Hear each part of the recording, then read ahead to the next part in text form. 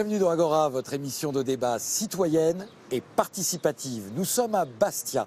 Au programme, la question de l'autosuffisance alimentaire ou comment accroître la part des produits locaux dans notre alimentation. Une préoccupation restée longtemps marginale, mais qui devient de plus en plus prégnante en Corse comme ailleurs. Alors, utopie ou nouvelle réalité en marche, j'en discute immédiatement avec les invités. Mais avant de les rejoindre, eh bien, je vais distribuer les téléphones Agora qui vont vous permettre de nous filmer, de filmer ces échanges.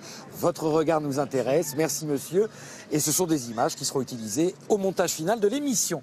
Merci à tous les trois de m'avoir rejoint sur cette belle place Saint-Nicolas.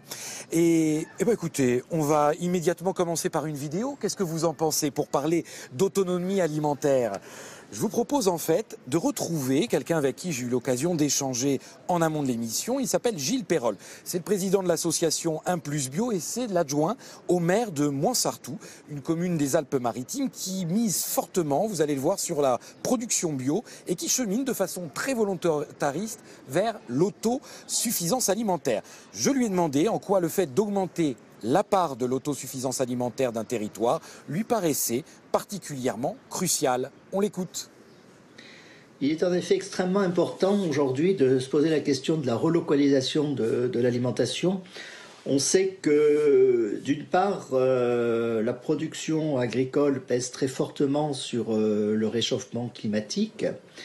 Et d'autre part, on sait que l'enjeu des transports qui impactent également le climat et crée une dépendance en fait de l'approvisionnement de nos villes. On sait que nos villes aujourd'hui ont 2, 3, 4 jours maximum d'autosuffisance alimentaire. Et en cas, par exemple, de grève de transporteurs, d'attaque informatique des logisticiens, on pourrait très vite se retrouver en difficulté. Donc, avoir de la production alimentaire sur son territoire, c'est vital, mais c'est aussi pouvoir travailler cette résilience des territoires, ce rapprochement à la nature, qui sont aussi très importants si on veut combattre efficacement le réchauffement climatique. Alors Fabien Tournant, vous êtes consultant et enseignant-chercheur spécialisé en gestion holistique des territoires, ainsi que le cofondateur de l'association Listincore, qui est à l'œuvre dans un jardin pilote situé sur la commune d'Apiet, dont on va évidemment rapidement parler. Mais d'abord une première réaction. Alors j'imagine que vous êtes vraiment sur la même longueur d'onde de ce que monsieur Gilles Perrol vient de nous expliquer. Tout à fait. Le but, c'est comment on aide les territoires à développer des outils qui leur permettent de gagner des pourcentages d'autonomie, des pourcentages de comment on développe le réseau local. Et donc, il y a... Mais alors, qu'est-ce qui fait que, depuis quelques années, ce qui pouvait sembler être une position assez minoritaire, aujourd'hui, voire marginale, aujourd'hui, voilà, ça s'impose de plus en plus dans les esprits. Quels sont les principaux ressorts, à votre avis, à l'œuvre ? Je pense que la prise de conscience de la fragilité de notre système, qui est assez mondialisé, on a beaucoup d'intrants qui viennent de l'extérieur ou qui vient de loin.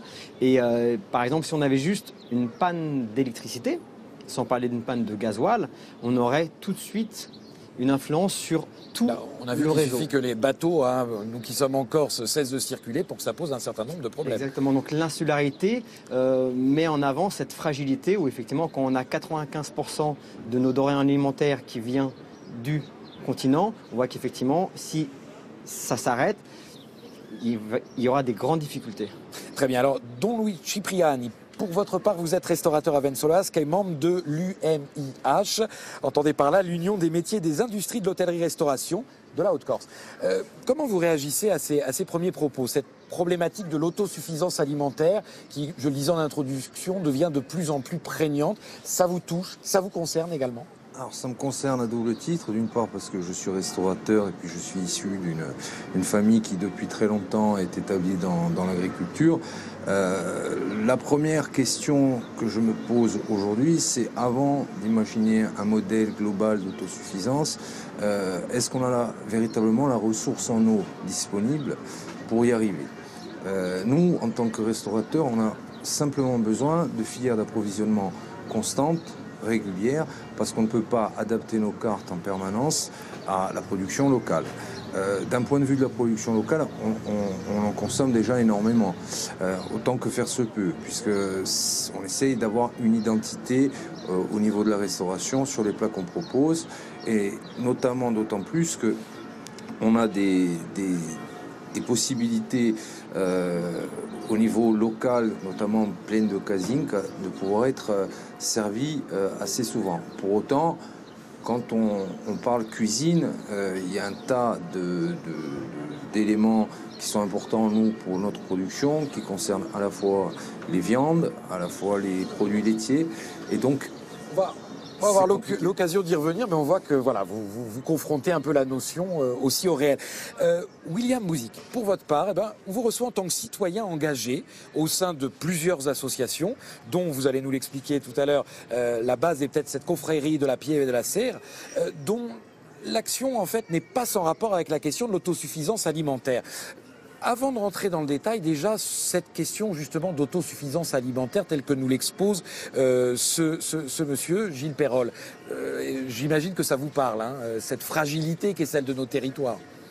Oui, bon, évidemment, non seulement ça me parle parce que nous sommes une confrérie d'extrême ruralité et qu'on est d'autant plus exposé à cette fragilité-là. Tout est parti de l'oignon de Moïse, je crois. Voilà. C'est une belle histoire, ça. C'est ça, oui, exactement. Sauf que j'imagine que certains vous ont pris pour des fous au départ. Voilà, au début, tout le monde nous prenait pour des fous.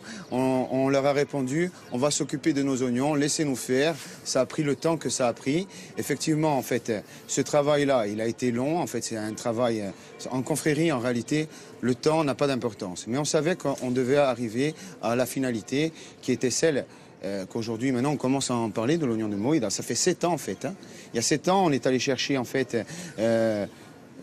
ceux qui pouvaient rester, des semences qu'on avait trouvées, qu'on nous avait dit, il faut aller la chercher à droite à gauche. Enfin, finalement, on s'est retrouvé avec une quantité minimum de semences. Et puis, à partir de là, on a pu lancer la démarche. Et on va voir jusqu'où tout cela vous a mené. Fabien Tournant, peut-être que vous pouvez justement commencer à lever le voile, même si les médias en Corse ont commencé à le faire, sur ce fameux jardin pilote d'Apieto. Parce que alors là, vous êtes en train de mener une expérience en temps réel, sur un terrain. De quoi s'agit-il exactement? Alors, Apieto, c'était le challenge de mobiliser différents acteurs citoyens. Donc, on a un propriétaire terrien, on a des artistes, on a des gens qui ont du temps, on avait des retraités, et on s'est dit, on avait déjà de l'eau à disposition avec un puits, on avait une zone de terrain assez difficile avec du chien-dent, une légère pente, et on s'est dit dans quelle mesure on peut intervenir sur cette parcelle et on peut mobiliser les ressources que l'on a pour créer un jardin producteur et à 6 mois produire des aliments pour de la restauration et à terme comment on peut commencer à avoir des denrées pour les crèches et les maternelles. Et vous êtes passé à l'action immédiatement, parce qu'aujourd'hui, quels sont les résultats Alors là, les résultats, on a sur une parcelle de 6500 mètres, on l'a découpé en plusieurs modules. On a 2 serres, une serre de culture de jeunes plants, une serre sous couvert, donc des légumes qui poussent à l'abri. On a une parcelle de légumes en pleine terre et après on a développé différentes techniques, ce qu'on appelle en permaculture ou agroécologie, pour voir un petit peu quels étaient les effets et comment on pouvait améliorer les ressources en eau ou la nutrition avec des choses simple. Donc on a mis à l'épreuve différentes techniques et là on est en période de test où on regarde comment ça se passe, combien d'énergie il faut mettre pour faire des lits sur but, des lits sous paille, des lits sous engrais verts, des lits pleine terre et on voit un petit peu les besoins en eau, on voit un petit peu comment les plantes réagissent et de cette expérience on va prendre ce qu'on a retiré de bon et on va essayer de faire ce qui marche sur ce terroir. Très bien. Alors, Jean-Luc Cipriani, peut-être une réaction à ce qu'on vient d'entendre parce que l'idée principale de ce que vient d'expliquer ce monsieur, c'est surtout de savoir comment, plus tard, justement en cas de grève des transports, etc., on va pouvoir produire ce que l'on va pouvoir produire. Pour vous, c'est surtout un plan d'urgence, à mettre en place en... Oui, non, je pense que c'est essentiel de se pencher sur la question. Ça va nous tomber dessus. Parce que là, il y a des enfants qui mangent grâce à ce jardin. Si vous voulez, ça correspond à une niche. C'est très bien qu'on éduque nos enfants avec des légumes de très bonne qualité, parce que moi, j'estime que En tant que restaurateur, quand j'ai des légumes d'été faits en Corse, ils sont 10 fois meilleurs que les légumes que peuvent proposer les grossistes. Sauf que sans nos grossistes, on n'a pas de constance. Et s'ils ne sont pas là pour faire rentrer, importer des légumes, on ne peut pas servir nos clients. Nous, on a un devoir. On accueille en hôtellerie, en restauration des gens à qui on est censé fournir des prestations. Et le devoir, ça peut être éventuellement justement de fournir ces fameux produits qui sont si bons que vous venez de me décrire. Et peut-être d'adapter aussi parfois les cartes, même si je peux comprendre que c'est pas évident. Tout à fait. Peut-être à 10, 20 ou 30 ans, quand ils auront organisé les filières, qu'on aura compris comment on peut protéger la terre, la cultiver en même temps et gérer les ressources en eau. Nous, on parle d'industrie. Quand vous prenez la globalité d'une saison touristique, ce sont des milliers et des milliers de tonnes. Je vous parle même pas des supermarchés. Maintenant, l'image pieuse de vouloir tout réaliser, je veux bien, mais ça correspond pas à notre réalité à nous. Alors, William Bouzik, moi je sais pas si vous étiez dans un produit de niche ou une utopie à travers le fameux oignon de Moïde. J'aimerais aussi que vous nous parliez, parce que vous avez mené et vous êtes toujours en train de mener une expérience assez intéressante basée sur la venue en Corse d'un botaniste russe. Je crois qu'il s'appelait Vavilov, c'est bien ça. Ouais. Et ce monsieur, dans les années 1920-1930, a récupéré un nombre de semences considérables en Corse. Et d'ailleurs, Dieu sait que les semences, c'est le nerf de la guerre, j'ai envie de dire, pour certaines cultures. Et alors vous, quel est l'objectif? C'est d'essayer de remettre la main sur ces semences qui sont désormais en Russie, d'essayer peut-être de revenir, de les ramener en Corse, ces fameuses semences? Alors bon, déjà, c'est pas véritablement la confrérie d'Abia Diazer qui porte ce projet véritablement, même si la confrérie, en fait, c'est un moteur qui en fait, bon, on réfléchit beaucoup en confrérie, mais on mène aussi des actions. Et puis on s'aperçoit aussi rapidement que autour de la confrérie, pour porter ces actions-là, il faut impérativement créer d'autres structures. Et c'est ce qu'on met en application. C'est-à-dire qu'en réalité, on a monté avec d'autres confrères, pour les nommer, Jean-Charles Adam, Jean-Marc Pélègre et d'autres, Jean-Paul Baldi par exemple, on a créé plusieurs associations, dont Ajibola Moïda. On a aussi créé une association qui s'appelle Custodi di Ogreado, qui veut dire littéralement gardien de la création. C'est un terme qui n'est pas sans rappeler en fait l'encyclique du pape François. Par l'évangile. Oui, exactement. Laudato Si. Il y a une autre association qui s'appelle Confraternidad, qui est une forme d'incubateur de projets.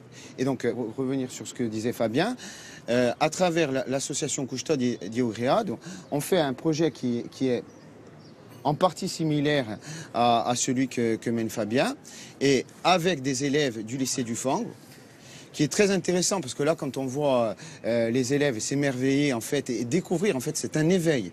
On voit la lumière dans leurs yeux, lorsque, par exemple, pour eux, par exemple, on les confronte non seulement au fait qu'il existe des variétés qui sont avec des propriétés organoleptiques extraordinaires, qui sont adaptées au sol insulaire. Voilà. Tout ça, c'est un travail extraordinaire et donc, en plus, voilà, c'est fait par des enfants. Alors, il y a toute la dimension pédagogique qui est très importante dans tout ça. Et enfin, Non, Fabien, oui, vous vouliez moi, j'aimerais rebondir là-dessus. En fait, j'aimerais rebondir sur l'éducation, on aura l'occasion d'y revenir. Mais je voulais juste sur l'aspect semences, parce que je sais que ça, c'est aussi vraiment central. C'est un des rôles de l'association. Ah ben oui, parce que, alors, d'ailleurs, je suis tombé sur un chiffre. Les spécialistes nous disent que 75% du patrimoine en termes de semences a disparu en près d'un siècle. C'est énorme. Et j'imagine que vous, l'idée, c'est pas d'aller acheter vos semences auprès de certains grands groupes internationaux. Oui, alors déjà, pour parler de la semence, ce qui est intéressant avec la semence, c'est que quand on arrive à adapter une semence à un territoire, on la rend résiliente à beaucoup de choses. C'est que si le territoire, c'est un terrain où il y a peu d'eau, elle va apprendre à consommer moins d'eau. Et à rapport à tout ce qui est maladie et productivité, en à peu près 3 à 5 ans, on peut créer des variétés qui vont être résilientes, qui vont avoir besoin de 2, 3 à 10 fois moins d'eau pour donner des fruits, qui vont être beaucoup moins malades et qui vont s'épanouir beaucoup mieux. Le problème des semences, c'est qu'elles sont faites dans un certain contexte et après que les gens les achètent, et pour que ces semences s'y retrouvent, eh ben, elles ont besoin d'engrais, elles ont besoin de différentes choses qui les mettent un peu sous perfusion. Et c'est pour ça qu'on a tant de problèmes avec les semences. Si on prend le temps de faire ces semences sur un cycle de 3 à 5 ans, on va avoir des semences, on n'aura plus besoin d'aucun pesticide, aucun fongicide, et on aura des récoltes qui seront très correctes. Donc ça, c'est pour l'aspect semence. Après, pour l'aspect au niveau de l'autonomie alimentaire, je pense que ce serait bien de définir cette notion d'autonomie alimentaire. C'est quoi l'autonomie alimentaire? Pour nous, l'autonomie alimentaire, c'est comme une montagne qu'il faut monter avec différents paliers. Et donc, nous, avec l'association du Listening Core, on a décidé déjà de commencer par la base, c'est monter un centre de démonstration et de formation qui va pouvoir donner des outils aux gens pour déjà commencer à mettre un pas dedans. Après, on commence à travailler avec certaines communes. Donc là, le but, c'est comment on peut soutenir des communes à investir une petite mise de départ pour faire un test de voilà, j'ai une petite cantine, j'ai 50, 80 élèves, on est en ruralité. Donc, ce qui est intéressant, c'est que ça nous permet de réagir. Et vous avez commencé à avoir des résultats assez positifs du côté des communes? Bien sûr, bah, pour l'instant, on est en lien là. On a commencé un projet avec l'école de Apieto, qui est notre école où on a notre site, où donc là on a un projet d'école de sensibilisation par rapport aux déchets et de production alimentaire. Le but, c'est de reconnecter. Et vis-à-vis de restaurateurs alors? C'est vrai qu'on n'a pas encore parlé de restaurateurs. Si, alors des restaurateurs, notre histoire a commencé par le restaurant Le Monte d'Or à Vizzavone.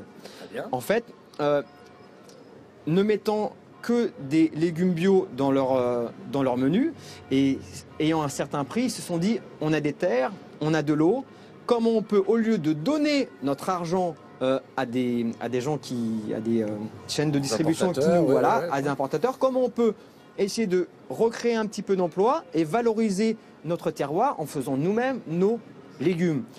Et de là, on a discuté et on a essayé de trouver comment on pouvait démarrer une activité avec le moins de finances possible, en sachant qu'on avait des prérequis, on avait un terrain, on avait de l'eau, donc on avait la base. Et donc on s'est lancé dans cette aventure en essayant de se dire on fait avec le moins et on va voir où c'est que ça nous mène. Dans Louis Ciprian, Oui, mais si vous voulez, c'est toujours marginal selon le secteur que l'on prend. Quand vous faites 100 ou 200 repas par jour, peut-être que l'on peut arriver sur une partie de la saison à se fournir soi-même, c'est même souhaitable. Après, quand vous commencez à faire 1000 ou 2000 repas par jour, il est évident qu'on ne parle plus des mêmes quantitatifs. Une île qui passe de 300 000 habitants à 2 millions l'été, on ne va jamais pouvoir produire de toute façon autant. Déjà, rien que pour stabiliser 300 millions de personnes, c'est autre chose. Mais déjà, c'est vraiment quelles sont les différentes étapes, comment on peut déjà nourrir les enfants des communes qui, effectivement, vu que c'est une population qui est moindre, comment on peut répondre à certains besoins et par quoi on commence. Et après, effectivement, tout ce qui est hôtellerie, ce genre de choses, effectivement, ça sera toujours difficile parce que c'est des volumes. Je vous propose de retrouver justement Gilles Perrol sur cet aspect-là, comment nourrir les enfants des communes. Vous allez voir, je lui ai tout simplement demandé de nous indiquer quelles étaient les initiatives concrètes mises en place dans sa commune pour augmenter l'autosuffisance alimentaire et comment ils font pour assurer d'ailleurs la fourniture d'aliments locaux tout au long de l'année, malgré la saisonnalité des produits. On l'écoute. Concrètement, sur Montsartou, pour relocaliser la production agricole, nous avons essentiellement 2 actions. Une pour la restauration scolaire, où nous avons créé une régie municipale agricole sur 6 hectares, où 3 maraîchers employés par la municipalité cultivent les légumes. Nous sommes autonomes à 85% de nos besoins pour nos 1300 repas jour des enfants, des écoles et des crèches. Et nous avons même mis en place une unité de transformation par la surgélation des légumes l'été, ce qui nous permet de ressortir ces légumes à la fin d'hiver, comme le faisaient les anciens avec les bocaux par exemple, pour augmenter la période d'autosuffisance.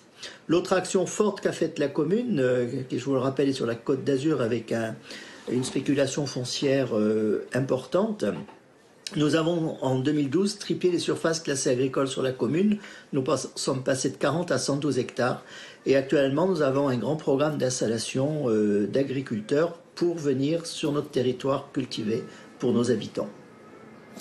Alors William Bouzid, on a vu tous les efforts que vous investissez dans les associations dans lesquelles vous vous trouvez. Ça doit vous faire rêver quand vous entendez des communes qui ont ces positions si volontaristes. Alors, bien sûr, ça fait rêver, d'autant plus que quand on habite en Corse, quand on y est né et qu'on voit bien aussi... On imagine en fait quelles auraient pu être les potentialités d'une île qui a toutes les ressources pour pouvoir arriver à ses objectifs d'autosuffisance alimentaire. Véritablement, c'est vrai qu'on se dit putain, mais quel gâchis quoi en fait. On se dit moi-même quand j'étais plus jeune, je me disais c'est pas possible. Je me disais pourquoi on n'y arrive pas quoi. Et bon. Bien sûr, ça fait rêver. Mais je voulais rebondir aussi sur un fait. Bon, il y a l'autosuffisance alimentaire, mais il y a aussi la diversité cultivée. Ça, c'est une notion qui est importante, à mon sens, parce que tout à l'heure, vous m'avez questionné sur Vavilov. Vavilov, donc entre les années... entre 20 et 30, ouais. Il a fait... lui ou ses équipes ont récolté en Corse... à travers les différentes campagnes qu'il a pu mener, 6811 variétés que lui a estimé être soit endémiques, soit adaptées, on va dire. Et je trouve ça mais considérable. Parce que si on devait aujourd'hui faire le recensement des variétés cultivées en Corse par des professionnels du maraîchage, croyez-moi, on ne serait pas à ces chiffres-là. Mais qu'est-ce qui manque à votre avis pour qu'on arrive à des initiatives comme ça? C'est un volontarisme politique qui aujourd'hui... Alors concrètement, je pense que c'est vrai que les politiques se sont absolument pas emparés de ces questions-là. Moi, j'en vois pas beaucoup qui se posent ces questions-là véritablement. C'est bien dommage, parce que je pense que c'est les défis du futur, et ce sont des questions qui sont primordiales, parce que bon, on peut parler d'autonomie, de tout ce qu'on veut, mais l'autonomie alimentaire, pour moi, c'est quand même la base, quoi, je veux dire. Alors, c'est la base. Alors, on a parlé des élus, et peut-être Fabien Thauvin pourra nous dire un mot. Comment on fait pour sensibiliser le citoyen lambda? Parce qu'il suffit d'aller dans nos supermarchés ou ailleurs. Voilà, ils sont nombreux. Alors, et on est nombreux à continuer à aller faire nos courses. Le citoyen lambda... c'est très respectable. Toute l'énergie qu'on pourrait mettre pour sensibiliser les adultes, ça serait le double ou le triple de l'énergie pour sensibiliser les enfants. Et que les enfants, inconsciemment, vont participer à la sensibilisation des adultes. Donc c'est pour ça que avec l'association du Visiting Corps, on a tout un programme d'éducation qu'on met en place maintenant depuis 2 ans, avec un projet qu'on a fait sur... Ça renvoie directement à ce qui est fait au niveau du fond, par exemple. Donc sur le collège de Moltifao, on a fait tout un projet sur les énergies renouvelables, sur tous les déchets. On a retraité 1500 kilos de déchets, on a fait entrer 11 poules dans le collège, on a mis des composteurs et on a fait du maraîchage. C'est qu'on a fait la boucle entre les déchets, le recyclage, le compost, le jardin et de la graine aux légumes. Donc là, on a permis aux enfants déjà de se familiariser avec le légume. Pourquoi les enfants n'aiment pas les légumes? Parce que c'est un inconnu. On a peur de l'inconnu, on n'y va pas. Donc on reconnecte les enfants aux légumes tout de suite. Ok, les enfants, ils font pousser un légume, ils le regardent, ils ont envie de le manger. Ils le mangent. Et le fait qu'ils le mangent, du coup, on va commencer à avoir moins de déchets dans la cuisine. On va commencer à avoir des enfants en meilleure santé. Et du coup, on remet du sens dans tout le circuit. Les économies qui vont être faites au niveau de la cantine, on va pouvoir acheter des produits un peu plus locaux. Et à partir de là, les enfants, une fois qu'ils vivent une année comme ça, ils comprennent que le recyclage, c'est important. Ils comprennent que manger bien, c'est important. Et à partir de là, ce sont les enfants eux-mêmes qui, quand ils vont voir leurs parents qui ne font pas la démarche, ils vont leur demander mais pourquoi tu fais pas ça? Pourquoi on mange pas ça? Et donc à partir de là, il y a tout un travail réel sur l'éducation et investir massivement sur la formation d'éducateurs pour pouvoir avancer dans... Je vous vois assez d'accord là-dessus. Je suis complètement d'accord, mais après je voulais rebondir sur ce que vous disiez tout à l'heure. En fait, on se pose la question de savoir si on peut y arriver. Mais historiquement, si on remonte, il n'y a pas si loin, il y a 200 ans de cela, on n'avait pas les apports d'aujourd'hui en frais, en tout ce que vous voulez. Donc la population corse, je ne vous dis pas qu'elle mangeait très bien, mais elle arrivait au moins à vivre. Non, on était peut-être à 80-90% d'autonomie alimentaire. En 1930, il y avait à peu près 310 000 habitants et on était... la Corse était autonome à peu près à 90% en alimentation, en 1930. La différence, c'est qu'on n'avait pas la même offre. Aujourd'hui, vous rentrez dans un supermarché, il y a des milliers de produits. On vous donne quand même de la fraise en hiver, de la pêche, du raisin, c'est complètement normal. Nous, à l'époque, on suivait au village, quand j'étais enfant, il y avait un cycle de saison. Et on ne pouvait pas manger la fraise. Quand il n'y en avait plus, on attendait l'année d'après. C'est là où, à mon sens, on a commis une grande faute. On a oublié ce bon sens qu'avaient nos grands-parents, où on ne faisait pas tout et n'importe quoi. Et d'ailleurs, on n'avait même pas besoin d'autant de surfaces disponibles agricoles. Est-ce que les restaurateurs la respectaient eux-mêmes? Parce que moi, je me posais aussi une question par rapport au fait qu'on a vu toute cette, je ne sais pas si c'était une mode ou pas, autour du fait maison. Hein. Est-ce qu'on ne va pas avoir de plus en plus une pression aussi du consommateur sur les restaurateurs, du fait d'avoir des produits locaux dans l'assiette? Je pense qu'il y a quand même une évolution dans ce domaine. Mais c'est pas possible. C'est pas possible. Je vais vous donner un exemple. Si demain, on ne pourra pas comparer, on ne pourra jamais...